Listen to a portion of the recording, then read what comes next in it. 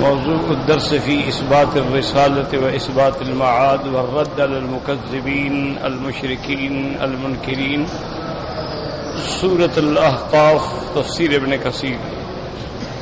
الحمد لله رب العالمين، والصلاة والسلام على أشرف الأنبياء وسيد المرسلين سيدنا محمد وعلى آله وأصحابه أجمعين.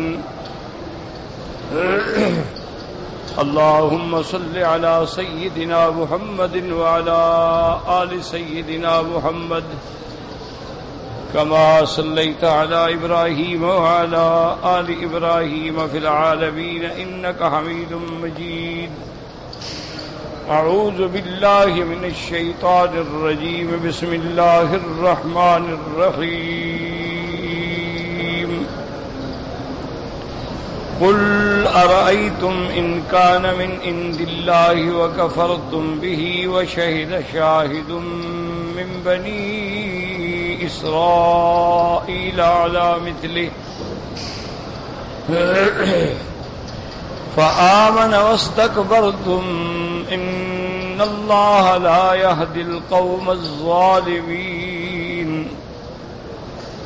وقال الذين كفروا للذين آمنوا لو كان خيرا ما سبقونا إليه وإذ لم يهتدوا به فسيقولون هذا إفك قديم. ومن قبله كتاب موسى إماما ورحمة وهذا كتاب مصدق لسانا عربيا لينذر الذين ظلموا وبشرى للمحسنين. إن الذين قالوا ربنا الله ثم استقاموا فلا خوف عليهم ولا هم يحزنون. أولئك أصحاب الجنة خالدين فيها جزاء بما كانوا يعملون. قال المؤلف والمفسر رحمه الله تعالى أدام النفع بعلومه وعلومكم في الدارين آمين، إلى أن قال يقول تبارك وتعالى قل يا محمد صلى الله عليه وسلم لهؤلاء المشركين الكافرين بالقرآن أرأيتم إن كان هذا القرآن من عند الله وكفرتم به أي ما ظنكم أن الله صانع بكم من كان هذا الكتاب الذي جئتكم به قد أنزله علي لأبلغكموه وقد كفرتم به وكذبتموه. اب اللہ پاک نے ارشاد فرمایا کہ میرے محبوب صلی اللہ علیہ وسلم قل ارأیتم، اللہ نے فرمایا میرے بدری پاک آپ ان مشرکین کو، مکذبین کو، جو قرآن سے کفر کرتے ہیں، انکار کرتے ہیں، ان کو فرمائیں ارأیتم ان کان ھذا ان کان من عند اللہ وکفرتم به، اے ظالمو انکار کرنے والو یہ بتلاؤ کہ تم نہیں مانتے، لیکن سوچ لو کہ اگر یہ کتاب اللہ کی طرف سے ہو، اللہ نے اتارا ہے مجھ پہ قرآن، لیکن تم اس سے کفر کرتے ہو، پھر گمان رکھو، خیال کرو کہ تمہیں کتنی بڑی اللہ سزا دیں گے. ما ظنکم، کیا خیال ہے تمہارا، ان اللہ صانع بکم، اللہ تعالیٰ تمہارے ساتھ کیسا معاملہ فرمائیں گے. ان کان ھذا الکتاب الذی جئتکم بہ، یہ کتاب جو میں لے کے آیا ہوں اللہ تبارک و تعالیٰ نے اتاری ہے تاکہ میں تمہیں دین پہنچاؤں، تمہیں دین سمجھاؤں. وَقَدْ كَفَرْتُمْ بِهِ وَكَذَّبْتُمُوهُ، لیکن تم ایسے جاہل ہو کہ تم نے اللہ کے قرآن سے کفر کیا، اللہ کے قرآن سے تکذیب کی، اس کو نہ مانا. وشهد شاهد من بني إسرائيل على مثله أي وقد شهدت بصدقه وصيته الكتب المتقدمة والمنزلة والأنبياء عليهم الصلاة والسلام قبلي بشرت به وأخبرت بمثل ما أخبر هذا القرآن به. اللہ پاک نے فرمایا کہ وشاہد شاہد من بنی اسرائیل علی مثلہ اے وقت شہدت بصدقہ، اس کی گواہی دے چکے ہیں اللہ کے قرآن کی صداقت کی، حقانیت کی، صحت کی. اس کے قرآن پاک سے جو پہلے اللہ نے کتابیں اتاری ہیں، الکتب المتقدمہ یعنی تورات ہے، انجیل ہے، صحائف ہیں، اللہ نے جو پہلی کتابیں انبیاء پہ بھیجی ہیں ان کے اندر میری نبوت، میری رسالت اور وحی کا ذکر موجود ہے. بشرت به واخبرت بمثل ما اخبر هذا القرآن. اور اللہ تبارک و تعالیٰ نے ان کتابوں میں میرے آنے کی بشارتیں نقل فرمائی ہے.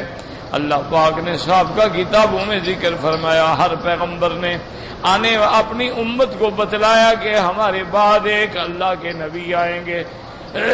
جیسے کہ قرآن پاک نے حضرت عیسیٰ ابن مریم کے بارے میں ذکر فرمایا ہے، وَمُبَشِّرًا بِرَسُولٍ یاتی من بعد اسمہ احمد.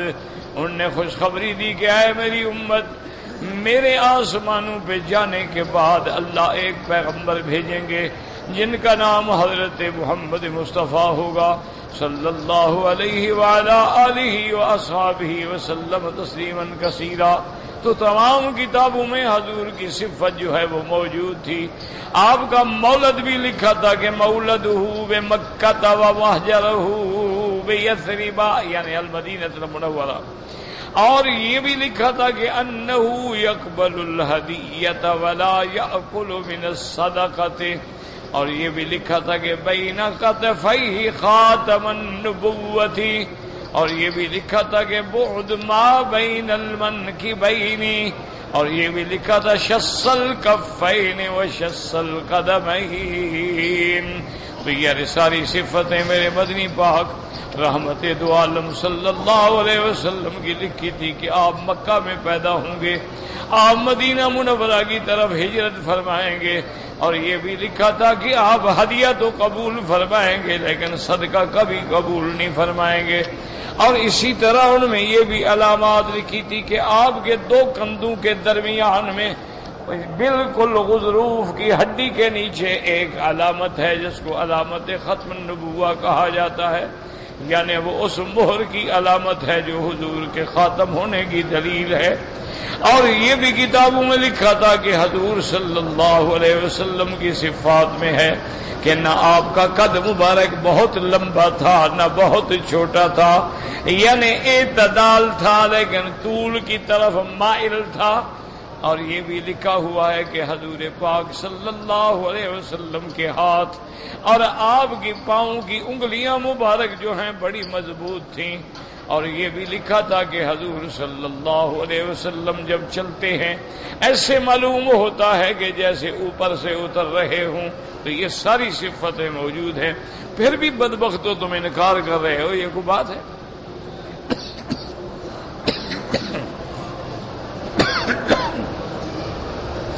اتنی واضح علامات تھیں کہ ان لوگوں نے ان کتابوں کی مدد سے تمام انبیاء کی تصویریں بنائی تھیں اور حضرت محمد مصطفیٰ کی بھی باقاعدہ تصویر بنائی تھی. بی بی ام حبیبہ فرماتی ہیں کہ میں جب حبشہ سے رحمت دو عالم کا جب نکاح ہو گیا، بادشاہ نجاشی نے بحیثیت وکیل نکاح پڑھایا اور حق المہر بھی اور ہدایہ بھی، ملازم بھی، خدام بھی، بڑی اکرام سے، بڑے حشم سے، نظم سے بی بی کو روانہ کیا، کیونکہ بی بی خود بھی بڑے خاندان سے ہیں، ابو سفیان کی بیٹی ہے۔ بی بی ام حبیبہ جو ہیں یہ حضرت ابو سفیان کی بیٹی ہے۔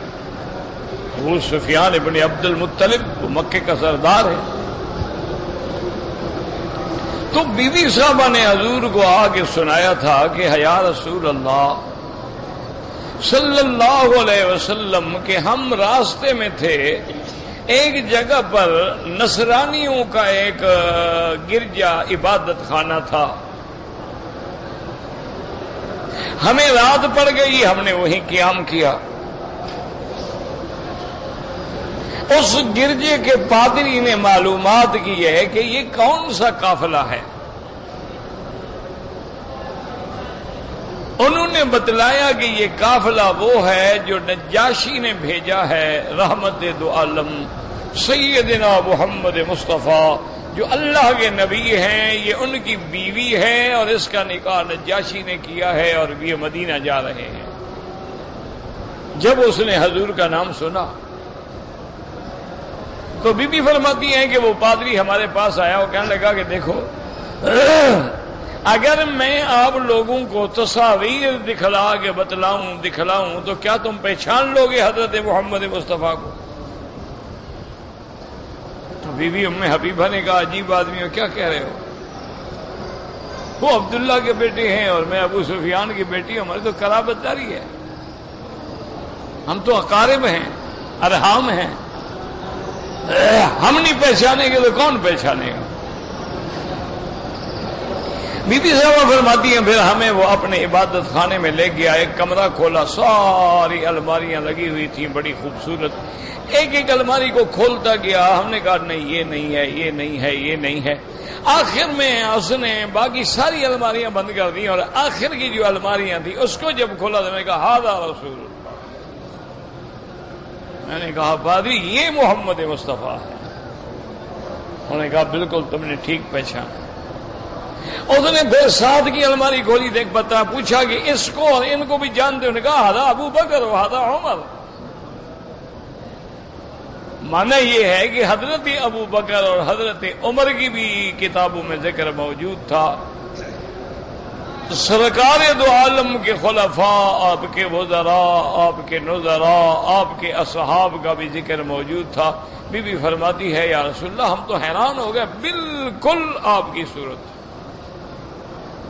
تو یہ واقعہ پھر حضور نے صحابہ کو بھی بتلایا، یعنی ایسے ان کو علامات موجود تھیں، وہ ایسے پہچانتے تھے کہ ان کو کوئی شبہ نہیں تھا۔ یہ تو ضد ہے نا، ایک ضد آ جاتے میں نہیں مانا، بس میں نہیں مانوں، اب اس کا تو کوئی علاج نہیں۔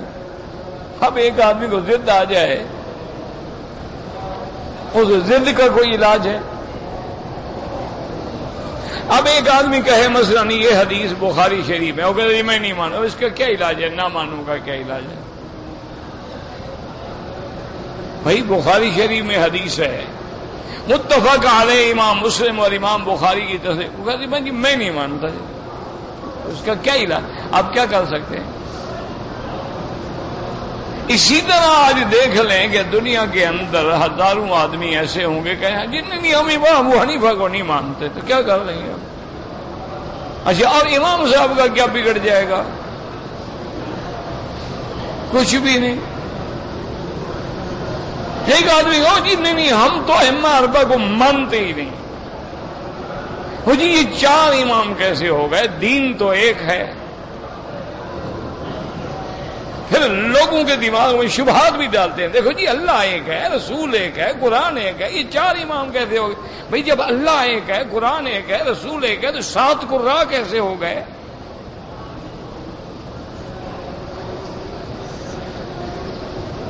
بھئی 7 قراء جو ہیں آج تک جو 7 قراءت پڑھائی جا رہی ہیں، قرآن تو ایک ہے۔ اب جس کو عقل ہوگا وہ کہے گا بھائی یہ قراءت ہیں، جو بندہ جس قاری کی قراءت پہ پڑھ رہا ہے، قرآن پڑھ رہا ہے، وہ عاصم کی قرات پہ پڑھے یا حمزہ کی قرات پہ پڑھے، لیکن قرآن پڑھ رہا ہے۔ اسی طرح جس کو عقل ہوگا وہ کہے گا بھی حنفی فقہ لے لے یا شافی، من یہ ہے کہ وہ متبع ہے محمد الرسول اللہ صلی اللہ علیہ وعلی آلہ واصحابہ وسلم تسلیما کثیرا کثیرا۔ تو اس لیے اللہ نے فرمایا کہ بدبختو، اگر بنی اسرائیل کے علماء تصدیق کریں اور سابقہ کتابیں میری نبوت کی تصدیق کریں، سابقہ کتابیں وحی کی تصدیق، پھر بھی تم نہ مانو تو پھر اللہ کے عذاب کا انتظار کرو۔ اس لیے فرمایا وَشَهِدَ شَاهِدٌ مِّن بَنِي إِسْرَائِيلَ فَآمَنَ وَاسْتَكْبَرْتُمْ، وہ بندہ جس نے تصدیق کی اللہ کے نبی کی وہ تو ایمان لے آیا، لیکن تم تکبر میں اکڑ میں اپنے محروم ہو گئے۔ اے ھذا الذی شہد بصدقہ من بنی اسرائیل لمعرفتہ بحقیقتہ، چونکہ وہ حقیقت کو جانتا تھا وہ تو ایمان لے آیا، لیکن تم تکبر میں مبتلا ہو کے محروم ہو گئے۔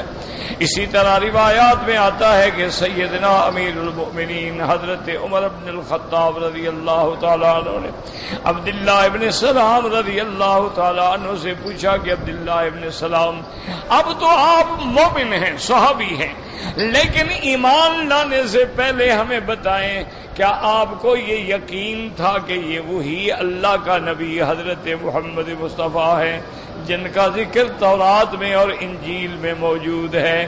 عبداللہ ابن سلام نے کیا پیارا جواب دیا، کہنے لگا عمر نشک فی اولادنا، کہنے لگا عمر ہمیں اپنی اولاد میں تو شک ہو سکتا ہے لیکن محمد کی صداقت میں شک نہیں ہو سکتا۔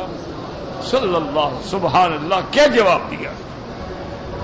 فرمایا کہ عمر نشک فی اولادنا، ہمیں اپنی اولاد میں تو شبہ ہو سکتا ہے، پتہ نہیں ہماری بیوی نے خیانت کی ہو، پتہ نہیں ہمارے نطفے کو پانی کسی اور کا بھی پلاتی رہی ہو، اس میں تو ہمیں شک ہو سکتا ہے، لیکن محمد مصطفیٰ کی صداقت میں، نبوت میں، رسالت میں کوئی شک نہیں ہو سکتا۔ اسی لیے قرآن نے بھی بیان فرمایا یعرفونہ کما یعرفون ابناءہم، اللہ نے فرمایا کہ میرے مدنی کو یہ اسی طرح پہچانتے ہیں جیسے والدین اپنے بچے کو پہچانتے ہیں کہ ان کی اولاد سینکڑوں میں کھڑی ہو سکیں گے وہ میرا بیٹا ہے، دور سے پہچان لیں گے، یہ سارے کے سارے پہچانتے ہیں، لیکن حسد میں آ کے، بغی میں آ کے انکار کر رہے ہیں۔ اس لیے اللہ نے فرمایا فآمن بہ واستکبرتم انتم عن اتباعہ، تم لوگوں نے انکار کیا، تکبر کیا اس کی پیروی کرنے سے۔ وقال مسروق فآمن ھذا الشاہد بنبیہ وکتابہ وکفرتم انتم بنبیکم وکتابکم، حضرت مسروق فرماتی ہیں کہ وہ گواہی دینے والا تو نبی پہ ایمان لے آیا اور کتاب پہ ایمان لے آیا، لیکن تم ایسے بدبخت ہو کہ تم نے اپنے نبی کا ساتھ کفر کیا اور اپنے نبی کی کتاب سے بھی کفر کیا۔ آگے اللہ فرماتے ہیں ان اللہ لا یہدی القوم الظالمین۔ وہذا الشاہد اسم جنس یعم عبداللہ ابن سلام رضی اللہ تعالی عنہ وغیرہ۔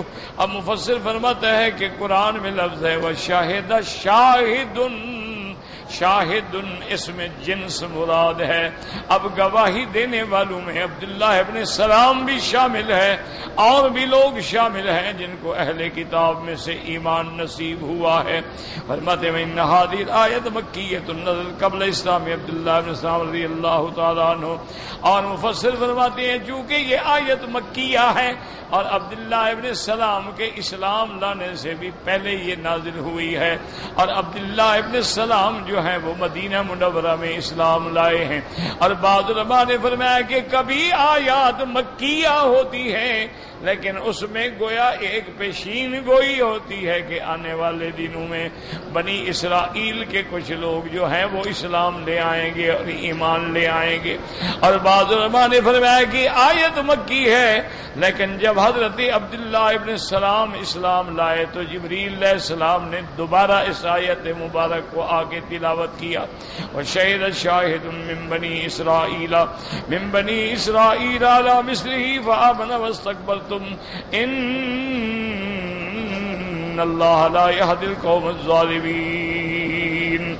اور اللہ فرماتے ہیں هذه كقوله تبارك وتعالى وَإِذَا يُتْلَى عَلَيْهِمْ قالوا آمنا به إنه الحق من ربنا إنا كنا من قبله مسلمين. کہ جب ان پہ اللہ کا قرآن پڑھا جاتا ہے وہ کہتے ہیں ہم ایمان لائے ہیں، ہم تو اس کے آنے سے بھی پہلے الحمدللہ اللہ کے ماننے والوں میں تھے، مسلمان تھے. اور جیسے فرماتے ان الذين اوتوا العلم من قبله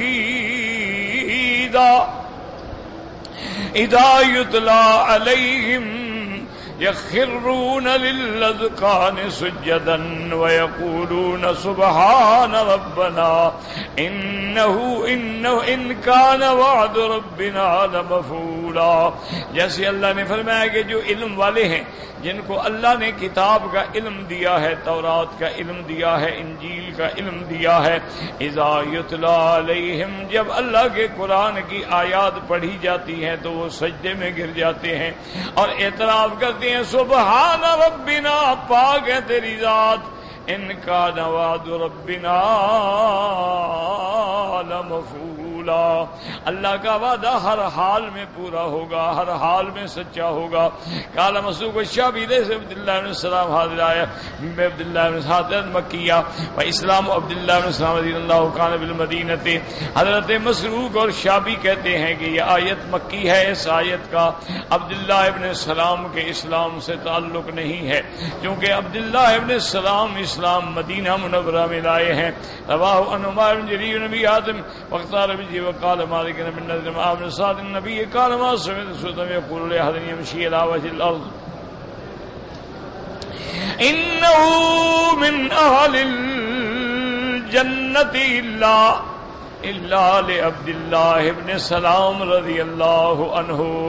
عامر ابن سعد اپنے ابا حضرت سعد سے روایت کرتے ہیں، وہ فرماتے ہیں کہ میں نے حضور کی زبان سے کسی کے بارے میں نہیں سنا مگر اس کے بارے میں حضور جب دیکھتے تو فرماتے کہ یمشی علی وجہ الارض، یہ جو بندہ زمین پہ چلنے والا ہے، انہ من اہل الجنت، یہ جنتی ہے، حضرت عبداللہ ابن السلام کے بارے میں.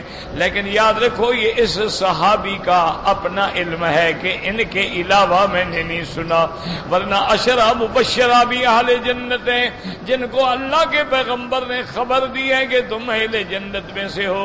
اسی طرح سیدنا ابی بکر، سیدنا عمر، سیدنا عثمان، سیدنا علی، اور اسی طرح اصحاب بدر جو ہیں ان کو بھی جنت کی بشارت مل گئی کہ اللہ تبارک و تعالی نے حدیث میں آتے ہیں ان اللہ قد اطلع علی اہل بدر، اللہ تبارک و تعالی نے اہل بدر کی طرف نظر فرمائی اور فرمایا فاعملوا ما شئتم انی قد غفرت لکم، کہ جاؤ جو مرضی آئے کرو میں نے تمہارے گناہ معاف کر دیے ہیں. اس کا معنی یہ نہیں ہوتا کہ جاؤ گناہ کرو، یہ معنی نہیں ہوتی، جاہلوں کی بات ہے نا، کہ اللہ تبارک و تعالی جن کی جنت کا فیصلہ کر دیتے ہیں ان سے پھر جہنم والے کام کرنے ہی نہیں دیتے، بس ختم ہو گئے،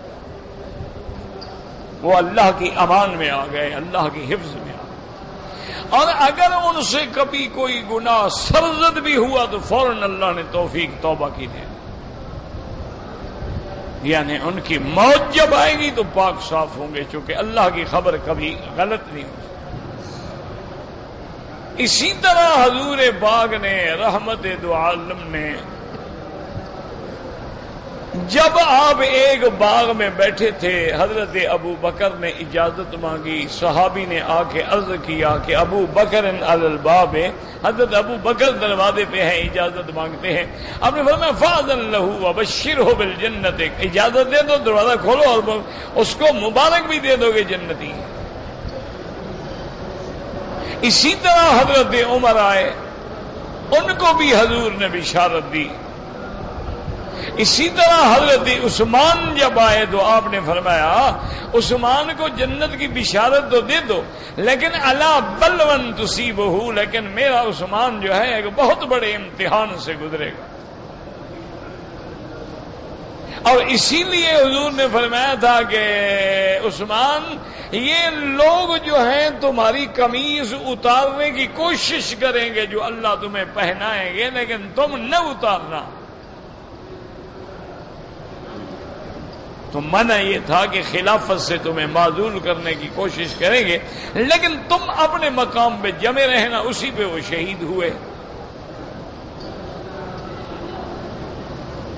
اور آج بھی دنیا کے اندر وہ قرآن موجود ہے جس پہ حضرت عثمان کی شہادت کے خون کے قطرے گرے ہیں، رضی اللہ تعالی عنہ وارضاہ، اللہ راضی ہو۔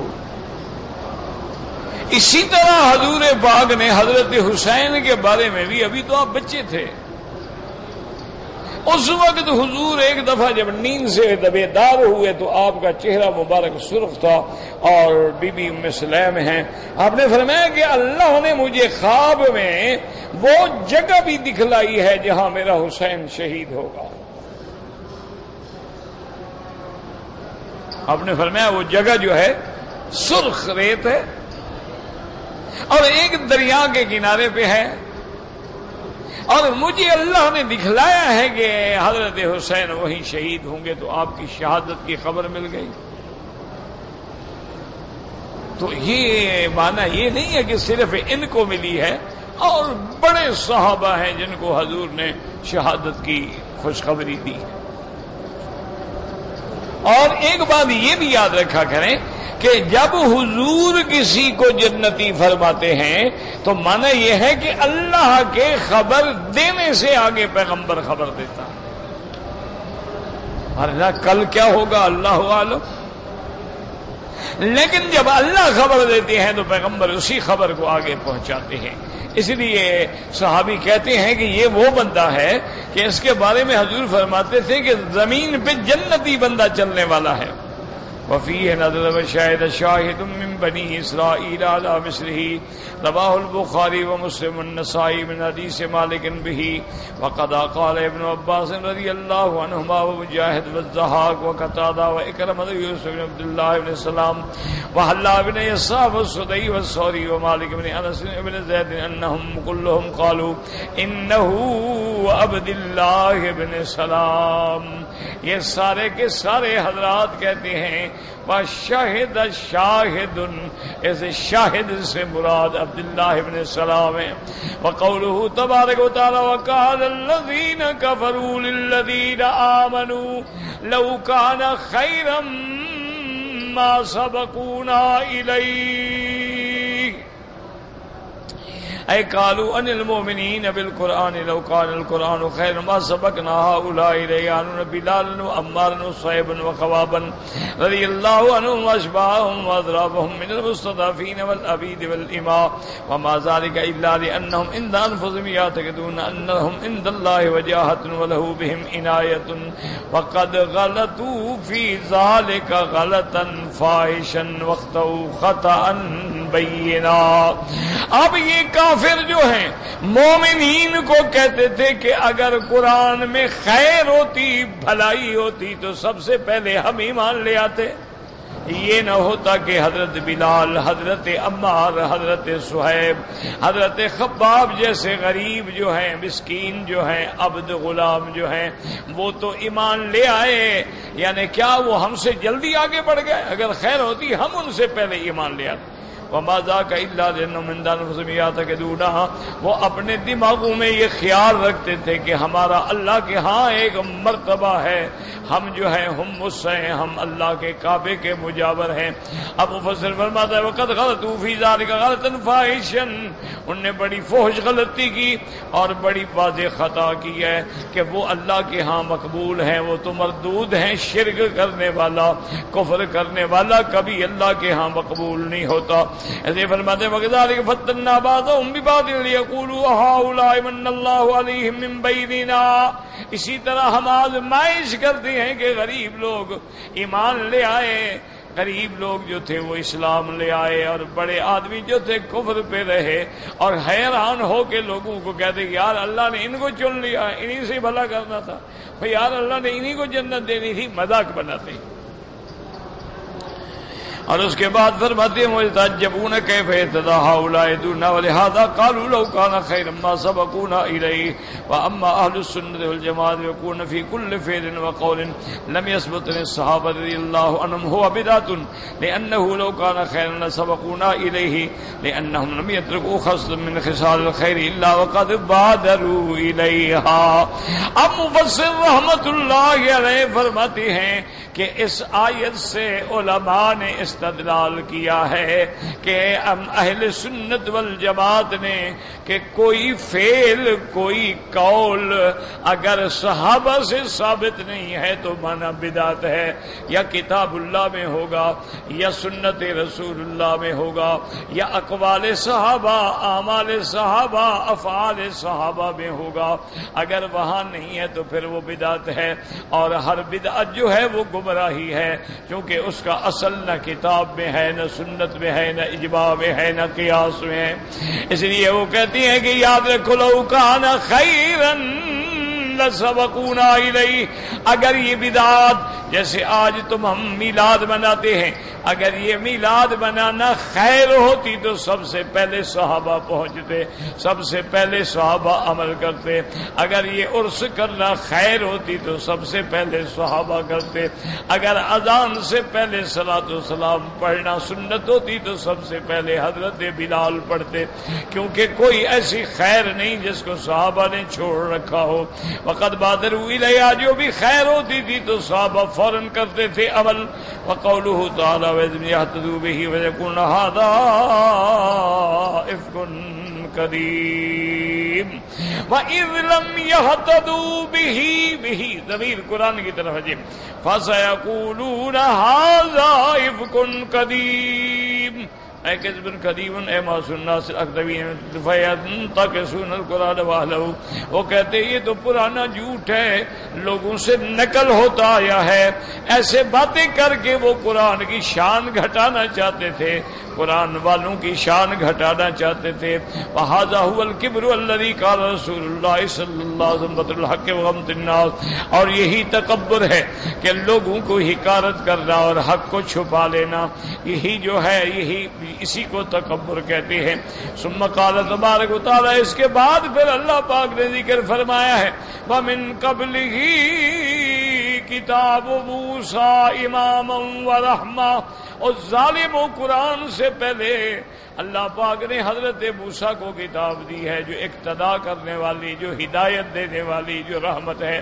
تو اگر موسیٰ جیسے پہلے آپ پڑھ چکے ہیں، فرمایا قُلْ مَا كُنْتُ بِدْعًا مِّنَ الرُّسُلِ، میں کوئی پہلا رسول یا پہلا نبی نہیں ہوں، مجھ سے پہلے پیغمبر گزر چکے ہیں۔ اسی طرح فرمایا یہ قرآن کوئی پہلی کتاب نہیں ہے، بلکہ اس سے پہلے ہم نے موسیٰ علیہ السلام کو کتاب دی جو بڑی شان والی کتاب تھی، رحمت تھی۔ وَهُوَ التَّوْرَاةُ إِمَامًا وَرَحْمَةً وَهَذَا كِتَابٌ، یعنی القرآن مصدق ای لما قبلہ من الکتب، اور یہ اللہ کا قرآن تمام کتابوں کی تصدیق کرنے والا ہے۔ لسانا عربیا اے فصیحا بینا واضحا، اللہ نے قرآن کو عربی زبان میں اتارا ہے جو زبان فصیح بھی ہے، بلیغ بھی ہے، روشن بھی ہے، واضح بھی ہے. اس لیے قرآن کو کئی مقام پہ اللہ نے فرمایا انا جعلناہ قرآنا عربیا لعلکم تعقلون، اور کہیں فرماتے ہیں قرآنا عربیا لقوم یعلمون. تو اللہ تبارک و تعالیٰ کہیں فرماتے ہیں بلسان عربی مبین.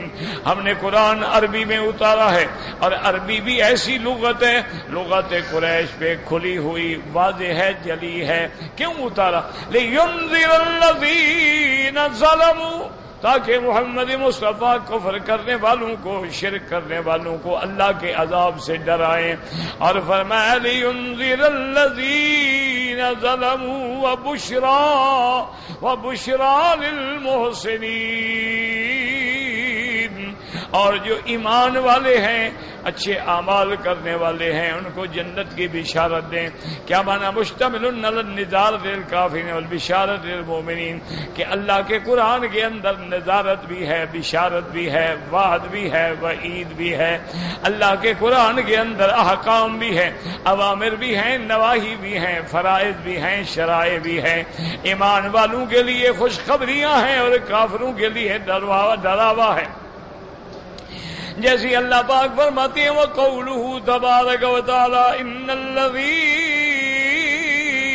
قَالُوا رَبُّنَا اللَّهُ ثُمَّ اسْتَقَامُوا، جن لوگوں نے اپنے اللہ کی الوہیت اور ربوبیت کا اقرار کیا پھر اس پہ استقامت اختیار کر لی.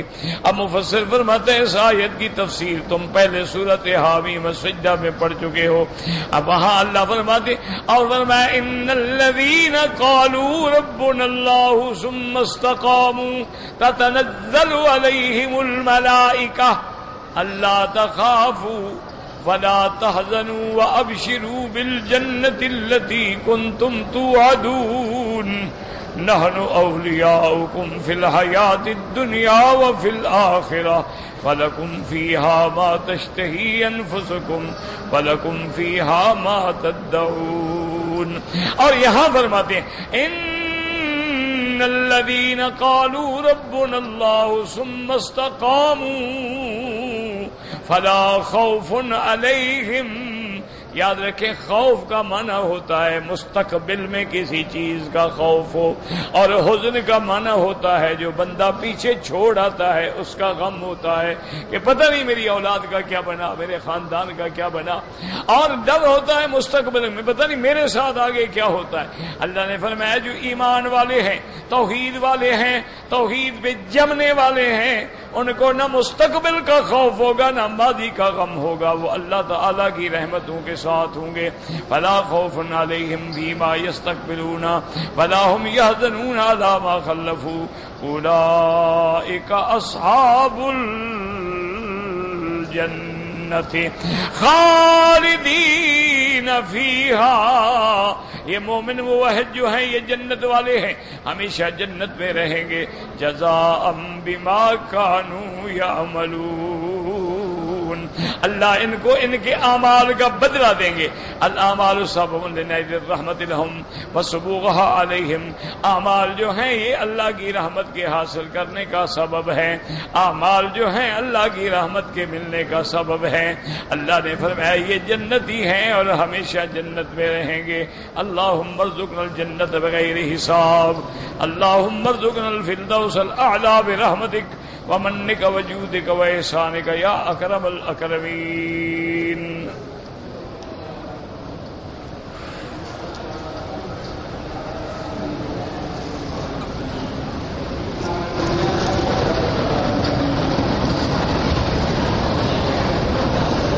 کہتے ہیں جی کہ میں نے اپنی والدہ کی جھوٹی قسم کھائی ہے.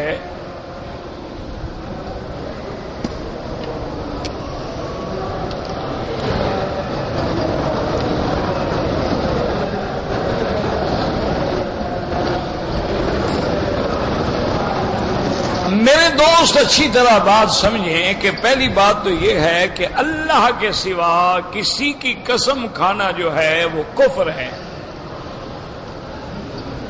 پہلے مسئلہ سمجھو. یعنی جیسے ہمارے ہاں رواج ہے کہ لوگ کہتے ہیں مجھے باپ کی قسم ہے، مجھے ماں کی قسم ہے، مجھے اولاد کی قسم ہے، مجھے آنکھوں کی قسم ہے، مجھے رزق کے اڈے کی قسم ہے، مجھے پیر کے پنڈے کی قسم ہے، مجھے مزار کی قسم ہے. یہ ساری قسمیں کھانے سے آدمی سیدھا کافر ہو جاتا ہے. حضور صلی اللہ علیہ وسلم کا فرمان ہے، یاد رکھو کہ من حلف بغیر اسم اللہ فقد کفر. اللہ کے نام کے سوا جس کی بھی قسم کھاؤ گے کفر ہے. اور ایک حدیث میں آیا فقد اشرک، اس نے شرک کیا.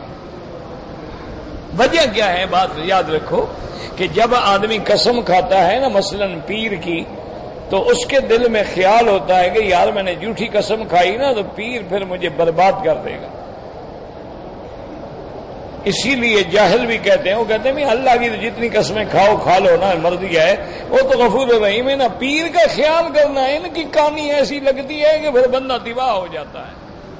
تو جب اس نے پیر کو نفع نقصان کا مالک بنایا، اسی کا نام تو شرک ہے نا کہ مجھے یہ نقصان دے گا.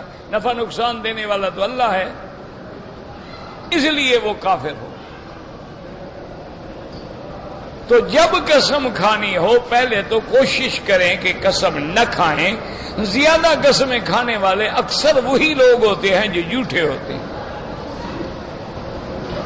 چغل خور ہوتے ہیں، جھوٹے ہوتے ہیں، بھلائی سے روکنے والے ہوتے ہیں. وہ لوگ جھوٹی قسمیں اور زیادہ قسمیں کھاتے ہیں. پہلے تو قسم نہ کھائیں.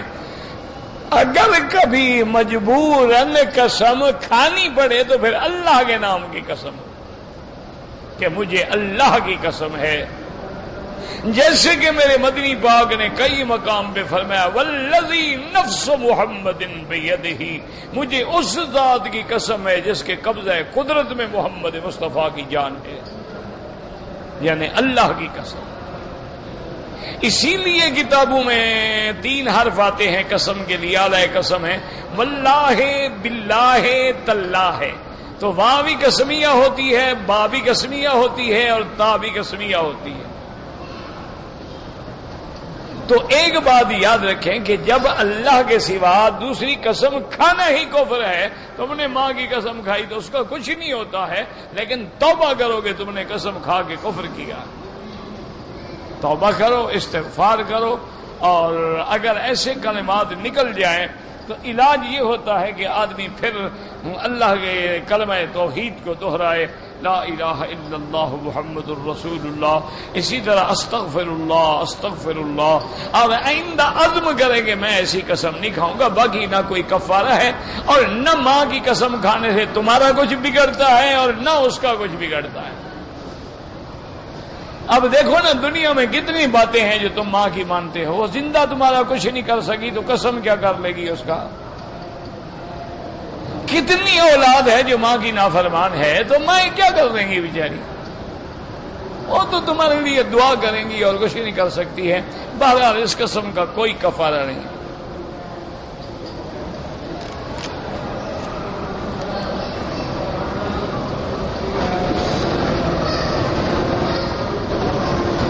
کوئی سمجھ نہیں آتا آپ نے کیا لکھا ہے.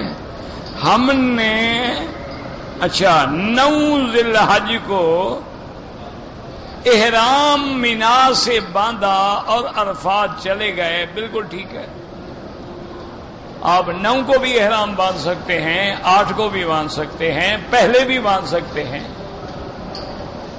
اگر کوئی آدمی 9 تاریخ کو مثلاً صبح مینا چونکہ حرم میں ہے تو حد حرم سے احرام باندھ کے لبیک پڑھتا ہوا عرفات چلا جائے، حاجی ہو گیا. بالکل ٹھیک ہے. سنت یہ ہے کہ 8 کو احرام باندھ کے مینا جائیں اور 8 کا دن مینا میں رہیں، اور 9 تاریخ کو صبح کی نماز پڑھنے کے بعد عرفات کے لیے نکلے ہیں. وہ سنت ہے. لیکن کوئی اگر 9 کو ہی وہاں سے احرام باندھ کے چلا جائے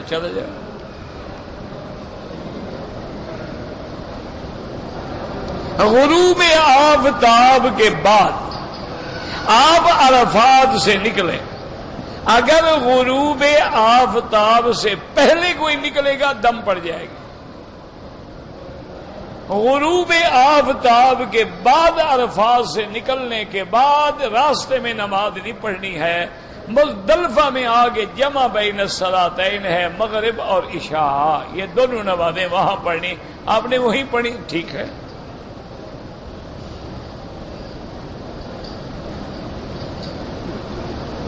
اور پھر 12 بجے مزدلفہ سے مینا آ گئے اور شیطان کو کنکریاں ماری. اس کے بعد تھوڑا تھوڑا کٹوایا، احرام کھول دیا. بات یہ ہے کہ رات کو تم 12 بجے کے بعد مینا سے مزدلفہ آ گئے. اگر تمہاری ڈپٹی تھی، تم ملازم تھے، ڈپٹی پہ پہنچنا تھا، یا تم بیمار تھے ہسپتال میں پہنچنا تھا، یا تمہارے ساتھ بیوی ہے، بچے ہیں، اولاد ہے، چھوٹے چھوٹے لوگ ہیں، ان کے ساتھ تم رات کو چلے آئے، پھر کوئی جرمانہ نہیں. اگر جان چھڑانے کے لیے چلے آئے ہو تو مزدلفہ کا وقوف نہیں ہوا، لہذا ایک بکری آپ پہ وہ دم پڑ گئی، اور چھوٹے چھوٹے بال کٹوائے، ایک بکری آپ پر وہ دم پڑ گئی. یہ بعض لوگ ہیں نا ماشاءاللہ، انہوں نے ایک ایکسپریس حج بنایا ہوا ہے. کیا مطلب؟ 9 تاریخ کو یہ تو تم جلدی چلے گئے نا. بعد مکے میں رہنے والے ماشاءاللہ ایسے ہوشیار ہیں، وہ 9 کے دن عشاء کے بعد یعنی 9-10 بجے رات کو یہاں مکے سے نکلتے ہیں، احرام باندھ لیتے ہیں، نیت کر لیتے ہیں، کھانا وانا ساتھ رکھ لیتے ہیں، پکنک پہ جا رہے ہیں نا. عرفات چلے گئے 11 بجے. اب ساری دنیا تو ادھر آ رہی ہے نا، اوپر سے چلے جاؤ، روڈ خالی ہے. عرفات جانے کے بعد بیٹھ گئے، سارے میدان خالی ہیں، خیمے خالی ہیں، حمام خالی ہیں. وہاں بیٹھ کے جناب کھانا وانا کھایا، دعا وغیرہ کی، اور اس کے بعد جناب وہاں سے نکلے سیدھا مزدلفہ کے آخری حدود پہ آ کے کھڑے ہو گئے. وہاں آگے نماز پڑھی. اگر عشاء نہیں پڑھ چکے تھے تو پھر مغرب، اور اگر دونوں نمازیں پڑھ چکے تھے تو پھر دوبارہ پڑھنے کی ضرورت ہی نہیں. مزدلفہ میں بیٹھے، دعا کی، اور 12 بجے کے بعد مینا میں آ گئے. اور مینا میں آگے کنکریاں ماری، کنکریاں مار کے سر کٹایا، سیدھا مکے میں آ گئے. صبح کی نماز سے پہلے پہلے طواف زیارت کر لیا، حج مکمل ہو گیا. السلام علیکم، گھر چلے گئے.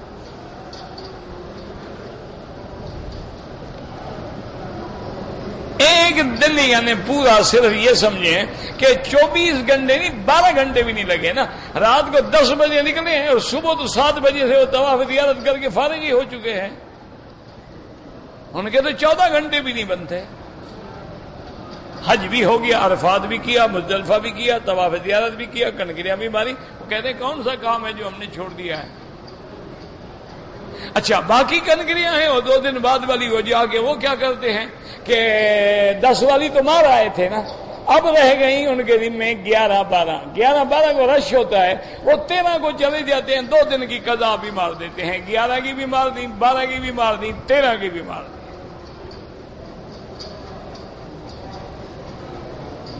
کتنے مزے کا حج ہے کہ ذرا دھکا ہی نہ لگے، یعنی میک اپ میں بھی فرق نہ آئے. اگر تم کریم لگا کے جاؤ وہ بھی نہیں اترے گی.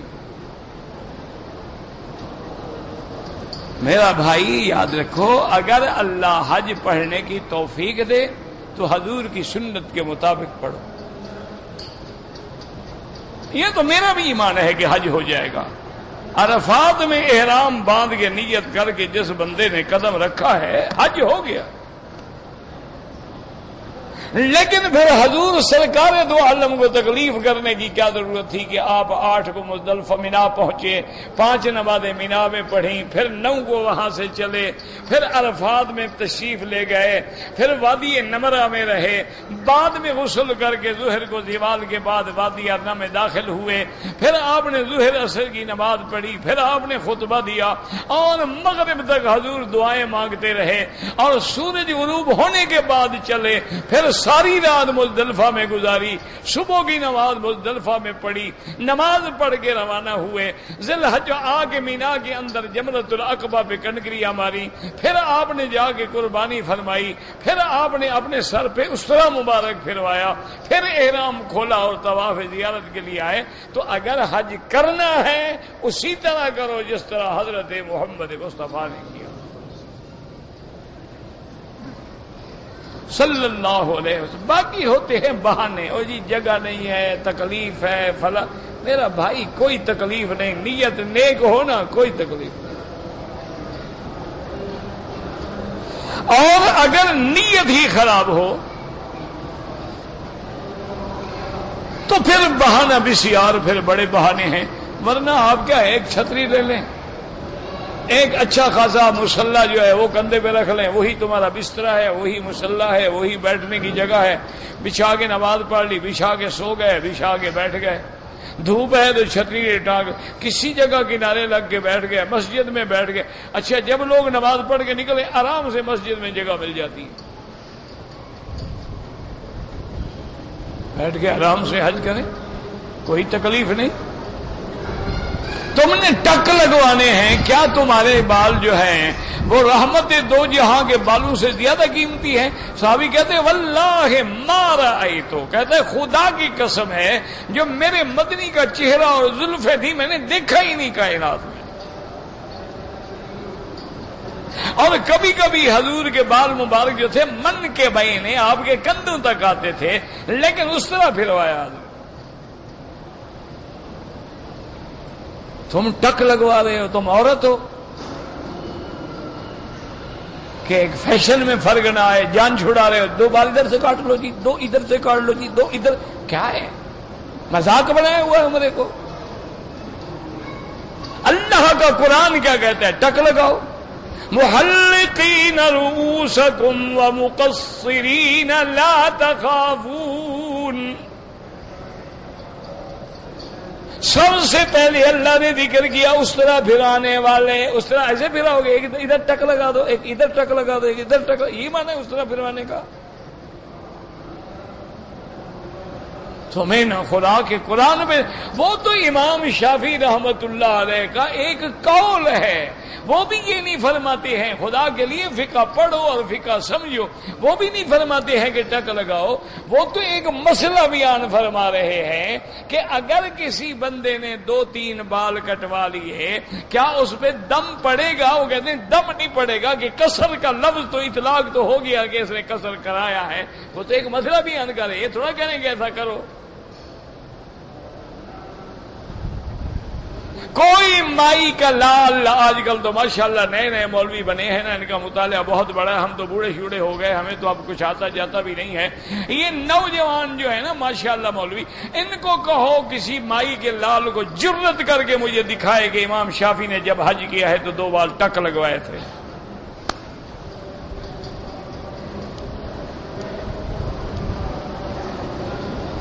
وہ ایک مجھے ملا ایک آدمی، وہ میرے خیال میں جماعت اسلامی کا ہوگا، بہرحال مجھے کہنے لگا جی، میں نے کہا یار، کہنے لگا جی داڑھی چھوٹی سی بھی ہو، داڑھی ہے نا، بس یہ ہے کہ نظر آ جائے داڑھی ہے۔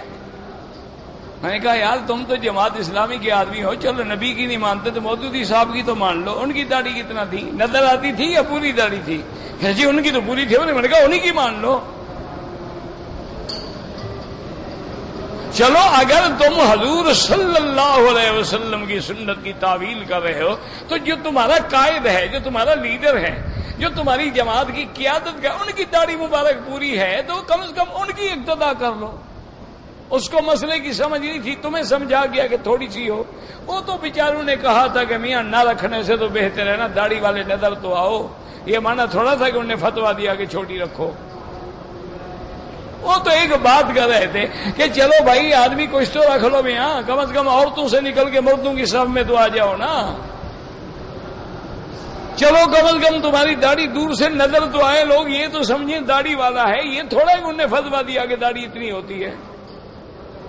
ان کو چونکہ اچھی لگی بعد والوں کو کہ فرنچ کٹ بھی بن جاتی ہے، فیشن بھی بن جاتا ہے، اور ہم داڑھی والے بھی کہلا لیتے ہیں، شروع ہو گئے۔ تو اس لیے ہمیشہ اللہ کے دین کو کبھی مذاق نہ بنایا کرو. دیکھو نا، میرا ایمان ہے کہ پینٹ سے نماز پڑھنا جائز ہے. مسئلہ یہ ہے اگر ایک آدمی نے پینٹ پہنی ہوئی ہے، پتلون پہنی ہوئی ہے، چوڑی دار پاجامہ پہنا ہوا ہے، نماز جائز ہے. بالکل میں مانتا ہوں، لیکن کیا حضور پاک نے کبھی پینٹ پہن کے نماز پڑھی ہے؟ ہاں جی، اگر پڑھی ہے تو ہمت کرو، کوئی حدیث ڈھونڈ لو. بنانے کی کیا تکلیف ہے، 2 منٹ لگتے ہیں. حضور پاک نے کبھی چوڑی دار پاجامہ پہنا ہے کہ ماشاءاللہ ٹانگوں پہ کھینچ کے چڑھانا پڑتا ہے جیسے چمڑا چڑھایا جا رہا ہو؟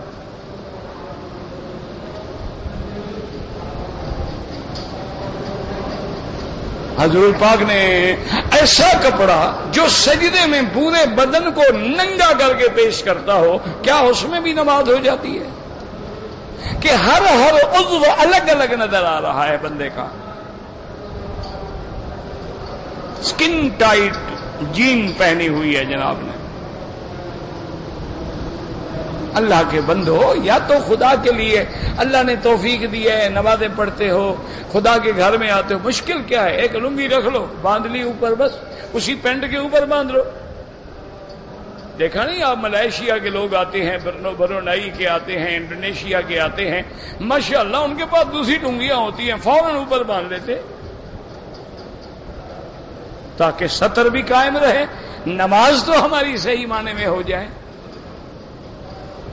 اگر تمہیں سر پہ کپڑا رکھنے سے درد ہوتا ہے، تکلیف ہوتی ہے، تم مائیگرین کے مریض ہو، سر پہ کپڑا نہیں رکھ سکتے، یا تمہیں انگریز کا اتباع کرنا زیادہ اچھا لگتا ہے حضور پاک سے، تو کم از کم نماز میں تو شرم کر لو. ایک چھوٹی سی ڈیالی دار ٹوپی رکھ لو گے، نماز میں ڈال لی، پھر جلدی جلدی اتار دیا کرو، تمہارے فیشن میں فرق نہیں آئے گا.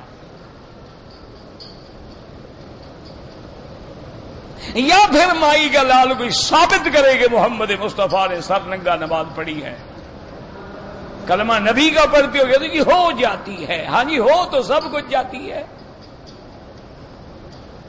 تو یعنی تم گزارا کر رہے ہو، نماز ہو جاتی ہے، یعنی اتنا عرصہ گزر گیا، نماز کے لیے گزارے کرتے ہو کہ ہو جاتی ہے. تو وہ نماز کہاں گئی جو حضور نے فرمایا کہ اس طرح پڑھو جیسے میں پڑھتا ہوں؟ وہ نماز کہاں گئی؟ حضور نے فرمایا اس طرح پڑھو گویا تم اپنے اللہ کو دیکھ رہے ہو. تو اس لیے کچھ لحاظ کیا کرو. باقی انشاءاللہ اگر مزدور آپ مینا آ گئے تھے، مجبور تھے، ورنہ دم ہے. ہم نے 16 ذوالحجہ کو طواف دیارت، وہ ٹھیک ہے کوئی بات نہیں، طواف دیارت اگر 16 کو عذر میں کیا، ورنہ دم ہے.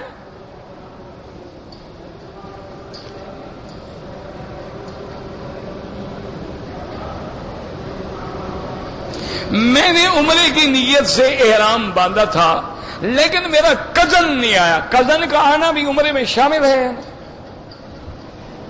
یعنی کزن کا آنا جو ہے وہ عمرے میں شامل ہے.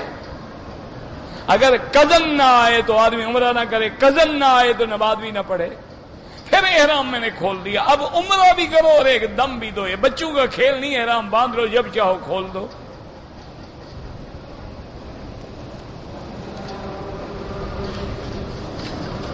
بھائی اتنا لمبا چوڑا تو میں نہیں پڑھ سکتا.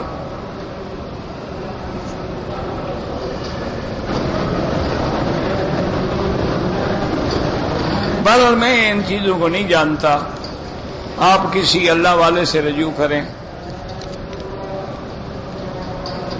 والدہ کے لیے حج بدل کر سکتا ہوں؟ بالکل کر سکتے ہیں، لیکن اگر اپنا حج نہیں کیا پہلے اپنا حج کرو. اگر کوئی آدمی، میری والدہ ہے، والد ہیں، زندہ ہیں، ان کے لیے عمرہ کرو، نفلی عبادت ہے، تمہاری مرضی، کر کے دعا مانگو، اللہ ثواب ان کو دیں گے. حج بدل کوئی نہیں ہوتا جناب، حج بدل تو ہوتا ہے لام کے ساتھ. وہ جب حج کا وقت قریب آ جائے، جب تم بدل نہیں سمجھتے تو مسئلہ مٹی سمجھ لو گے. تم ایک کتاب لے لو حج والی، اس میں حج بدل کی قسم لکھی ہوگی، اس کو پڑھو. کسی پڑھے لکھے کے ساتھ بیٹھو، اس کو کہو تمہیں سمجھائے، 1 دفعہ 2 دفعہ 3 دفعہ. جب نہ سمجھ آئے پھر عالم سے رجوع کرو.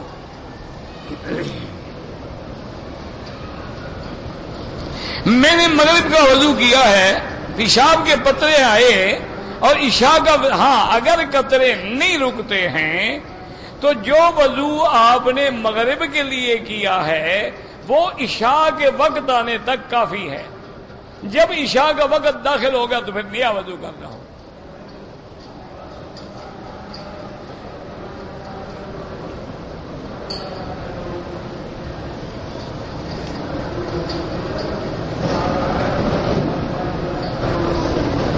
میں نے ایک آدمی کھانا دے رہے تھے کہ یہ حضور کے نام پر ہے، اللہ کے سوا کسی کے نام پہ دینا جائز نہیں.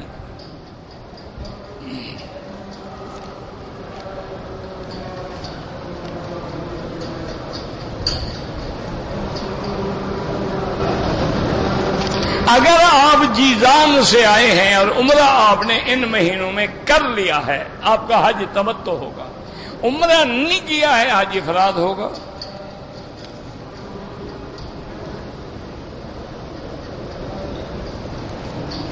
احناف کے نزدیک مسئلہ یہ ہے کہ رمضان گزرنے کے بعد یہ حج کے مہینے ہیں. وہ فرماتے ہیں کہ جو مکی ہیں، مکے میں رہنے والے ہیں، وہ عمرہ نہ کریں، کیونکہ تمتع اور قران جو ہے یہ ان لوگوں کے لیے ہے. ذالک لمن لم یکن اہلہ حاضر المسجد الحرام.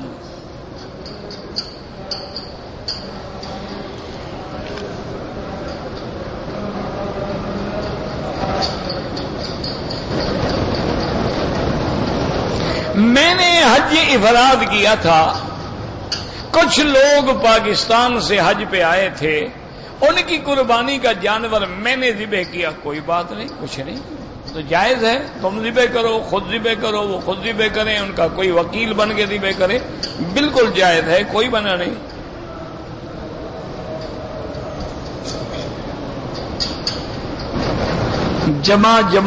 جمانی بدنی کیا ہوتا ہے؟ بہرحال جس کے لیے چاہو تم طواف کر سکتے ہو، عمرہ کر سکتے ہو. یہ نفلی عبادت ہے، کرنے کے بعد اللہ سے دعا کرو کہ اس کا ثواب اللہ اس کو عطا فرمائے.